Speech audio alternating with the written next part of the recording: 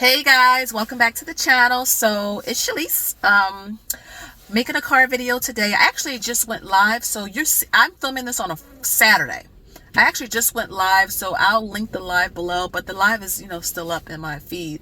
But I'm going to make this video after I'm in the parking lot waiting for my daughter. She's doing an audition for a solo in our district's like choir competition or whatever, so fingers crossed for her.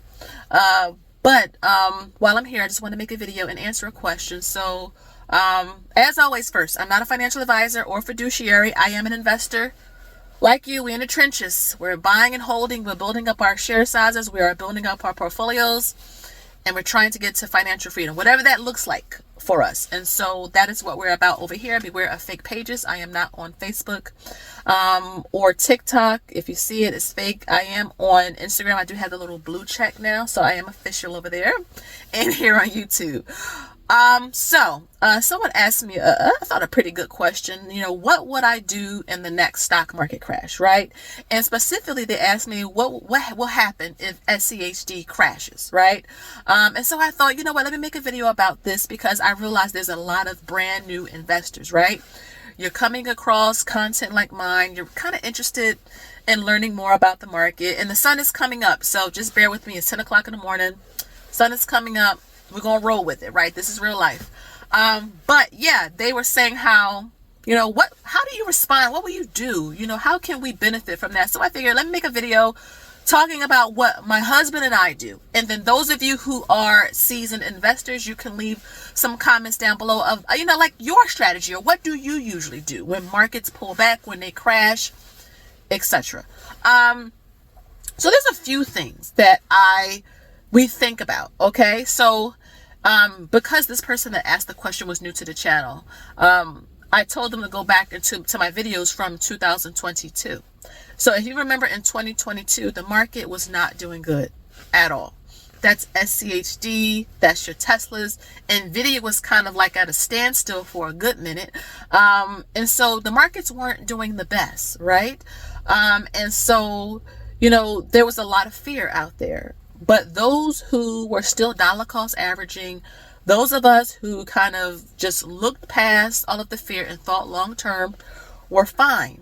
And I cannot predict market crashes. I just don't know, and nor do I try anymore. I used to, but I don't anymore because I just don't know, right? I think the market's going up and it goes down. I think the market's going to go down because maybe a bad jobs report and the market goes up. I just don't know. But there's a couple things that my husband and I focus on so that we can profit from a market crash. And that's what I'll title this video, how we can profit from a market crash and take advantages of those discounts. One of the things I always try to do is that whenever I feel that the market is overvalued, like I do believe it is overvalued right now, and that's just me personally, what I try to do is save a little bit of extra money on the side so that when it does pull back, right? Because if it's at the top, unless it continues to go up even higher, there's a pullback coming. I like to have some little extra monies on the side just to take advantage of some good deals when that happened. Now, I'm still, in the meantime, dollar cost averaging out of each paycheck, the 401k, the HSA, all of that good type of stuff. That is still happening. But on the back end, like when you see me do my investment plan videos where I chart out how much we're going to invest or save and into what, that's where we're trying to save a little bit more on the back end so that we could take advantage of any opportunities that come up in 2025, right? And another thing that my husband and I try to do, and this is why we track everything, is that we can stay focused on the objective, right? We are investors. So if we are investing, we're not investing for a couple of months or, like a couple of weeks or even like a year or two. We're investing for the long haul. We're investing for years with an S. And so, no, I do not like sell our positions if, we are up a lot in them. Will I sell if the company changes? Yes. But selling to take profit? No. I'm just buying and holding until I accumulate the share size that I want. And only then will I consider to take profit. Like if I'm at, 100 times what I put in, okay, perhaps, maybe even 50 times. But if I'm up 20%, like in Nvidia, I don't want to sell it because I like our average cost. I like, the price that we bought in at. So I don't want to sell and then later, I get back in because I want to take more of it. I just rather just keep what we have, pause, and then move on to something else. So I don't have to like be in and out of securities. But in terms of like, for example, they mentioned SCHD, like what will happen if it crashes?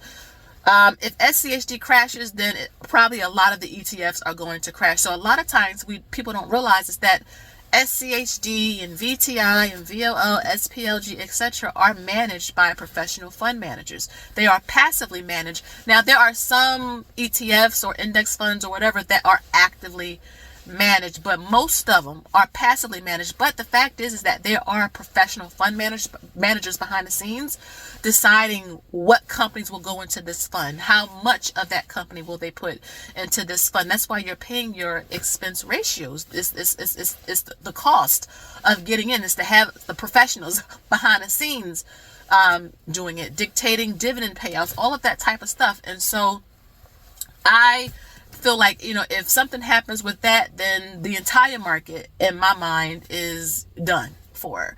That's with SCHD, VTI, VOO, whatever you want to call it. I trust and believe in that. With SCHD, they do have a reconstitution every year. I think don't quote me on this, I think it's the end of February or the beginning of March, where the fund managers will go in and they will, adjust the holdings and the weight of those holdings according to where they see the market going.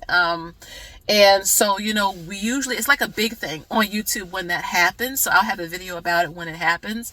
And, we just kind of go from there. But I do like SCHD for the long term, again, because I'm understanding why we have our money in it. It's for dividend growth. So good companies that are growing that pay out a dividend. But again, it's about why you're investing in these specific ETFs. Like if I asked you, why are you buying VTI? Could you tell me? Like, why do you like it? Is it because it's the total stock market? Is that why you like it? Why do you like VOO? Is it because it tracks the S&P 500? Like, why are you putting your money in these ETFs? Because then you can understand when the market do pull back, you know what? I'm sticking to my strategy no matter what's going on. And when I can, invest extra money, right? And so, if the market crashes or when it pulls back, I'll be doing the same thing. Now, when it comes to like individual companies, our strategy just is a little bit different. Companies that do well even when the market crashes, like where are people going to go despite whatever is going on? Well, they're going to go to places like Walmart at the end of the day, right? They still need to get their medicine. So like healthcare, I love healthcare, have always liked it. Insurance, have always liked it. Again, I'm not a financial advisor, but we've been with Aflac. We've been investing in Aflac for a minute. I actually reduced our shares to 30 shares maybe a year and a half ago now, and even those 30 shares are up like 28%. Again, just holding what we have and not having too much money in one particular sector, right? Especially if you're doing individual stocks.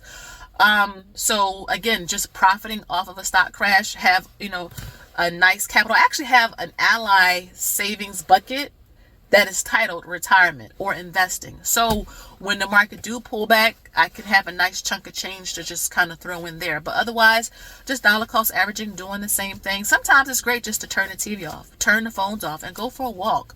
This is also another reason why you should track, because you can see long term that, despite pullbacks, the market do go up. Who would have thought in 2024 the market would have had record returns? I'm talking about the S&P 500, the Dow Jones, the NASDAQ. I mean, like record returns. I didn't think so. And so instead of focusing on timing the market, I just focus on building up long term and being a little bit more strategic, right? So that you can be in a good position, not just in the stock market crash, but just economically, right? Having your savings account, paying off high interest debt, learning to be self-sufficient in some areas, like starting a garden, learning how to cook from scratch with some things, maybe learning how to sew and mend certain pieces of clothes so that your clothes can last longer. I mean, these are certain things that we can take from the older generations to help us now, to help us save a little bit of money on the back end, right? So that we can come out of this on the other side better. We could come out winning. We could come out, not a victim to it, if that makes sense. And this is going to help us put together our 2025 investment goals for next year, right? So I do have a video coming out. It'll probably be in the next couple weeks or so about our 2025 financial goals. And then I'm going to have another video piggybacking off of that about our 2025 investing goals, because I'm really specific when it comes to our investments and strategic, my husband and I, because we got to talk to our CPA and really try to figure out, where we need to put our money so that we could take advantage of any tax benefits and advantages that, may be available to us. So once we do all that, I'll make the videos. But these are some of the thoughts we have. Like, okay, if the market pulls back, what are we going to do? We want to take advantage of all of these assets on sale. Like, it's about to be Black Friday, right? We all love a good sale. We love a good deal. So we should view our assets the same way. I love when I can get $1 trillion company at a discount.